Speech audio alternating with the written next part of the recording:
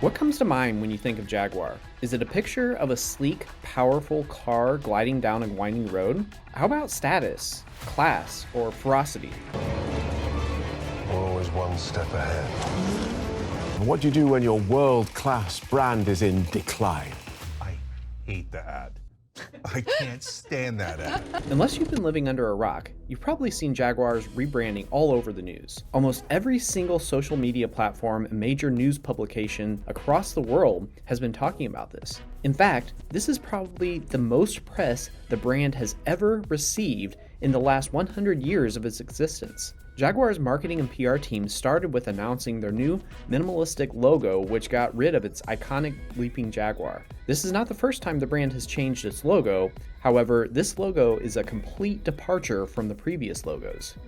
Hi, I'm Nick McLean with 4 Pillars Investors, and I would love to say that 4 Pillars would be large enough to buy a company like Jaguar, but not even close. And honestly, I don't even know if I would enjoy running a business that large. It would be cool to have that name recognition, but I much prefer the entrepreneurial spirit of folks running smaller businesses. As you look at Jaguar and compare it to small businesses, there are still some important themes and takeaways that do apply to small and medium-sized businesses, especially as it relates to legacy. Stay tuned today as we dive into the history of Jaguar, what they've done in the past, as well as what they're doing right now that is definitely raising some eyebrows, as well as try to relate this to useful information for owners and operators of small and medium-sized businesses.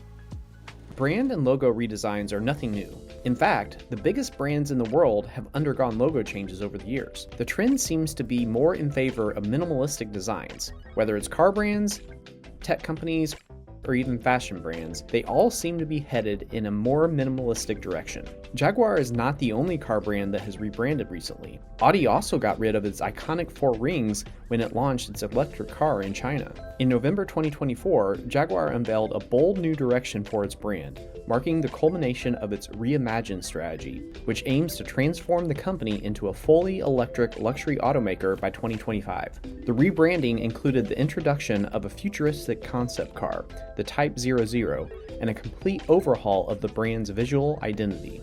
However, what was meant to symbolize a new era for Jaguar has instead sparked heated debates among enthusiasts, industry experts, and casual observers. The new ad had people like Elon Musk questioning whether Jaguar was still a car brand. In fact, the ad reminded many of Apple's iconic 1984 commercial that challenged the status quo. Apple's motto in the late 90s became, "Think different," which drove the company's vision forward. Is Jaguar's new motto of "copy nothing" along the same lines? Will it help revive a declining brand into a new era? Or will it be one of the many marketing and branding blunders, such as New Coke in 1985, where the company had to revert back to its original branding? Looks are definitely subjective, but I have always thought Jaguars look among the best of all the vehicles out there. I tend to like SUVs, and the F-Pace SUV was always one of my favorites in terms of looks and aesthetics alone. I also thought that the design language, which is a term that they use, was consistent across the different models. You always had this sleek, I guess sexy look for these cars. In my opinion, a step up compared to some of their competitors, but at the very least, I thought it was attractive and classy at the same time. And I do think most people generally were accepting or generally liked the overall appearance of Jaguar vehicles. The introduction of the Type 00. The unveiling of the Type 00, an all-electric concept car, has also added fuel to the fire. While the vehicle has been praised for its forward-thinking design and sustainability focus, its unconventional aesthetics, described as a mix of vintage, inspiration, and avant-garde futurism, have polarized opinions. Painted in bold colors like Miami pink and London blue, the Type 00 is a stark departure from Jaguar's traditionally understated palette. Critics argue that this shift risks alienating the brand's established customer base in an effort to appeal to a younger demographic. Reactions to the rebrand have been mixed. All I'm saying is people are hating this. I get why they're hating it. It's really stupid, but I think it has gotten our attention in a way that Jaguar has not gotten our attention in a long time. And I think there are marketers out there who are like, yeah, that was the plan. And now you're curious. While some applaud Jaguar's willingness to embrace change and redefine itself in a rapidly evolving automotive market, others view the changes as too radical. Live vivid. Well, not if it makes you that miserable, thanks. I'd rather not. They look livid, not vivid. And so would I be if I was made to cut my hair like that and dress like the evil love child of a Teletubby and Big Bird. For decades, Jaguar has been more than just a car brand. It's been a statement of sophistication, engineering prowess, and a lasting legacy. But in today's fiercely competitive automotive landscape, Jaguar's roar is being challenged by electric vehicles, rapid technological advancements, and shifting consumer preferences. Jaguar's history. Humble beginnings. Jaguar's journey began in 1922 in Blackpool, England, under the name Swallow Sidecar Company. Founded by William Lyons and William Walmsley, the company originally focused on motorcycle sidecars. Lyons' passion for design soon steered the business into the burgeoning automobile market, leading to the creation of stylish, affordable cars. The first Jaguar-branded car, the SS Jaguar 2.5-liter Saloon, debuted in 1935. This model combined performance with style, setting the tone for what would become Jaguar's signature appeal.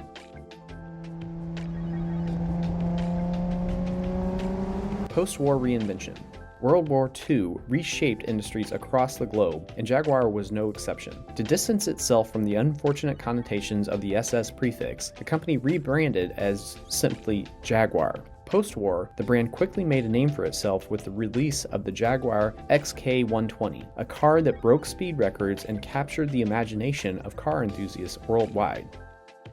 The iconic E-Type. No discussion of Jaguar is complete without mentioning the E-Type. Introduced in 1961, Enzo Ferrari famously called it the most beautiful car ever made, and it remains an icon of automotive design. Its combination of breathtaking aesthetics, cutting-edge engineering, and competitive pricing made it a favorite among celebrities and enthusiasts alike. Despite its success, Jaguar struggled in the latter half of the 20th century. Declining quality standards, rising competition, and financial instability led to multiple ownership changes. Jaguar became part of the British Leyland in the 1970s, then Ford in 1990. Ford's stewardship brought much-needed investment, but it wasn't until Tata Motors acquired Jaguar in 2008 that the brand truly began to recover its footing. Under Tata Motors, Jaguar flourished with substantial financial backing and a renewed focus on innovation. This era saw the launch of modern classics like the F-Type sports car and the F-Pace SUV, which quickly became Jaguar's best-selling model. The brand also entered the electric vehicle market with the award-winning I-Pace, cementing its commitment to a sustainable future. In spite of this, Jaguar has not really innovated much in the 21st century. In fact, Jaguar's last big innovation was more than 20 years ago when it launched an aluminum monocoque construction in the XJ, X350 in 2003, becoming the first mass-produced vehicle to feature an aluminum monocoque body. This innovation not only enhanced performance and fuel efficiency, but also set a precedent for future luxury sedans.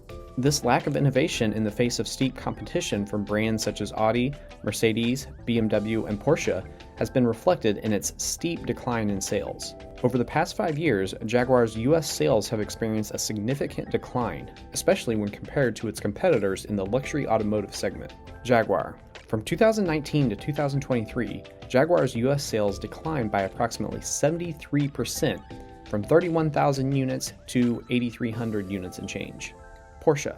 In contrast, Porsche's US sales have increased by about 22% during the same period, reaching a record 75,415 units in 2023. Talking about Porsche here, if you've watched how their models change over the years, you can see it is very minor changes. A lot of times the company is criticized for being overly conservative, but I tell you, they're focusing on what works and are not trying to rock the boat, and that's worked for them. Jaguar, you can see, is totally taking a totally different approach and really throwing everything out the window. Hats off to them for taking that gamble, but it's really interesting to see the contrast between what Jaguar is doing and what Porsche has done in their very minor modifications and changes to model years over the years. BMW. Despite a slight dip in 2020, BMW's sales have rebounded, achieving a 9% increase in 2023 compared to 2022, with 362,244 units being sold. Mercedes-Benz. After a decline in 2020, Mercedes-Benz sales saw a significant uptick in 2022, maintaining stability into 2023 with over 351,000 units being sold. Audi. Audi experienced fluctuations but ended 2023 with a notable 22% year-on-year increase, selling 228,550 units. Jaguar's biggest strength lies in its heritage and legacy. Whereas Tesla attracts tech-savvy buyers and BMW appeals to driving enthusiasts, Jaguar evokes timeless elegance. The challenge is, how can the brand modernize without eliminating their core audience? We recently did a case study on Rolex, another brand known for its heritage. Can you imagine what would happen to the brand if it rebranded into a smartwatch company to compete with Apple? Harley-Davidson. Another legacy brand that we can look at is Harley-Davidson. Harley-Davidson has also struggled with staying relevant while maintaining their legacy. Instead of completely rebranding, they have taken a different approach as they have also ventured into electric motorcycles. Their electric line is called the Livewire, which is listed on their website but does not feature the iconic Harley-Davidson logo. Sometimes your local economic environment matter more to how you think about a brand. What I mean here is that Kansas City, Missouri used to have a really big and really advanced manufacturing plant for Harley-Davidson. I toured it and all the manufacturing was amazing. Robotic cells, lasers, it was really cool. Whenever that plant closed, it felt to me as though Harley-Davidson was really on the ropes, and they certainly were from time to time, but perhaps for people in Kansas City, it felt even more acute because of the impact of that plant closing and also the understanding that that was really, in our view and how it was represented to folks here, that it was one of their flagship manufacturing plants. Porsche, a direct competitor to Jaguar who's also pushed innovation with electric vehicles, but has distinctly maintained their signature style and performance. Their logo and car designs have evolved over time, but have managed to balance innovation while not alienating their core audience. Only time will tell what this rebrand means for Jaguar. However, there's a lot we can learn when it comes to branding for small and medium-sized businesses. The first is the importance of legacy. Jaguar's history is its greatest asset, offering credibility and trust. SMBs can leverage their own unique stories to connect with customers and differentiate themselves from competitors. For small and medium-sized businesses, legacy is more than just a reflection of the past. It is a powerful tool that shapes customer trust, brand identity, and long-term sustainability. A well-established legacy allows SMBs to differentiate themselves in a crowded marketplace, offering a sense of stability and authenticity that resonates with customers, partners, and employees. For SMBs, particularly those in competitive industries, a strong legacy can act as a trust-building mechanism. Customers often associate businesses with a long history of operation as being more dependable and committed to quality. This trust can translate into loyalty, as customers feel they are engaging with a company that has stood the test of time and is likely to continue serving them in the future. In an age where many businesses struggle to stand out, legacy becomes a differentiator. While startups may emphasize innovation and agility, legacy businesses can highlight their deep roots and enduring values. For example, a family-owned business that has been passed down through generations can appeal to customers seeking authenticity and a personal touch. This connection to tradition can foster emotional bonds that go beyond transactional relationships. Legacy also strengthens internal culture. Employees are often more motivated and loyal when they feel they are part of something bigger than themselves, a company with a rich history and a clear mission. This sense of purpose can be a powerful driver of engagement and productivity. Legacy is not just about nostalgia.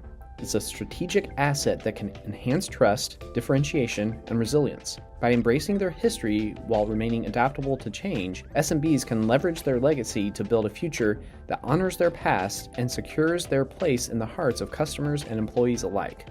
In the case of Jaguar, one thing they've done really well is that they've taken a huge risk and embraced change while communicating the transition on social media. It would have been quite strange if they suddenly changed the logo without communicating their new direction.